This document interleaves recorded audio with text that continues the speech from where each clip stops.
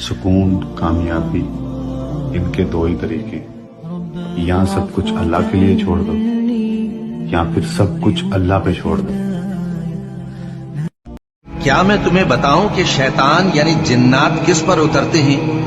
وہ ہر جھوٹے گنہگار پر اترتے ہیں۔ جنات سنی ہوئی بات اس کے کان میں لا ڈالتے ہیں اور وہ اکثر جھوٹے ہیں۔ تمہارے پروردگار نے نہ تو تم کو چھوڑ دیا اور نہ تم سے ناراض ہی ہوا، اور آخرت تمہارے لیے دنیا سے کہیں بہتر ہے، اور تمہارا پروردگار تمہیں عنقریب اتنا کچھ عطا فرمائے گا کہ تم خوش ہو جاؤ گے۔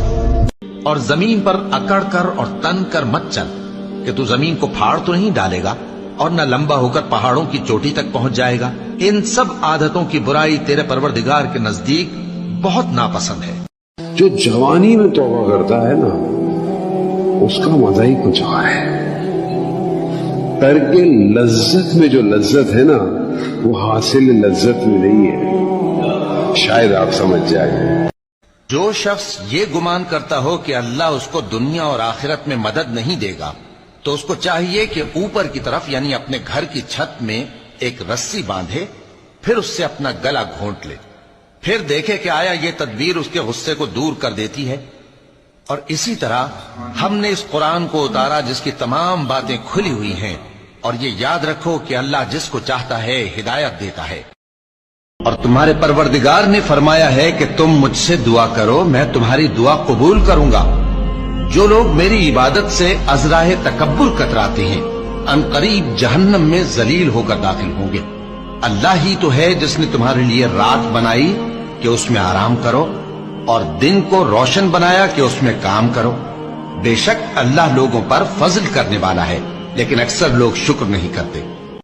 اگر ناشکری کرو گے تو اللہ تم سے بے نیاز ہے، اور وہ اپنے بندوں سے ناشکری پسند نہیں کرتا، اور اگر شکر کرو گے تو وہ اس کو تمہارے لیے پسند کرتا ہے، اور کوئی بوجھ اٹھانے والا دوسرے کا بوجھ نہیں اٹھائے گا۔ پھر تم کو اپنے پروردگار کی طرف لوٹنا ہے، پھر جو کچھ تم کرتے رہے وہ تم کو بتا دے گا۔ مجھے بتاؤ، کوئی ایسا بھی پیار کرنے والا ملے گا؟ کوئی ایسی بھی محبت کرنے والا ملے گا؟